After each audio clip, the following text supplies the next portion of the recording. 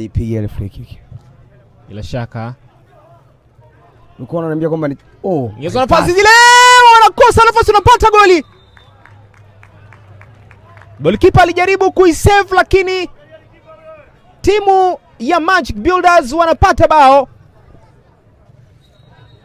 Ashraf Junior, tutazame jinsi ambavyo bao limepatikana.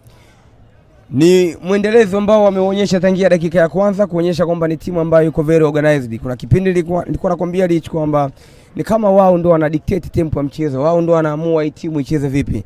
Mpaka sasa hivi bado unaona wao wamekita kambi kwenye lango la Woiso.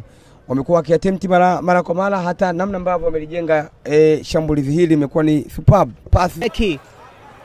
Wanaingia kule sa timu ya Magic Builders. Pina analalamika kwamba itakuwa penalty, na mwamuzi anasema ni penalty. Ashraf Junior kwa bora zaidi. Nafasi kwa Ndaro, anapata goli la pili timu ya Magic Builders. Goli lake la kwanza katika mashindano. Victor Osimhen wa online. Hakika sikutarajia kuona ule utulivu ambao ameuonyesha. Yes. Kwa hiyo kumuona akiwa anapiga penalty, lakini composure ambayo ameionyesha inakuonyesha kwamba hii sio mara yake ya kwanza kuweza kupiga penalty.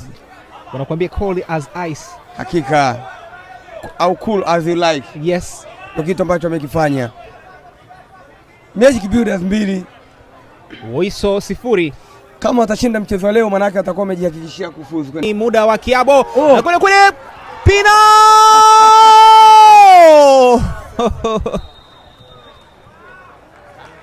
Ni goli la tatu ambalo linafungwa hapa katika mazingira ya nataka staki. Nataka staki. Anafunga goli la pili hapa Kiabo, anatawa saa mwenyewe. Aibu naona mimi Richi. Namna ambavyo wanacheza, build up inatokea nyuma, passes zinapita, na kwa uhakika nitoka kukuambia kwamba changamoto ya Woiso ni namna ambavyo wanaacha space kubwa kwenye uwanja. Inakuwa rahisi pia kuweza kupenetrate pass na kufika langoni bila pressure yote ile. Goli ambalo limefunga, unajua kuna magoli ya maelekezo, hili ni goli la maelekezo. Yaani unajua kwamba mpira unaenda kuingia. Magic Builders 3, Woiso ndio huo mtungi ambao unaona mbele yako. Kwambia leo yuko chini zaidi, anaomba mali, anaichezesha timu kutoka chini. Acrobatic chuma ya 4.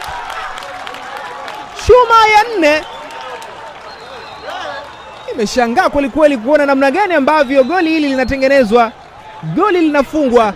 Wanamuita Elisha. Tazama pasi ambayo imepigwa na Mbappe. Richi, shughuli ni nzito hapa Mikocheni. Woiso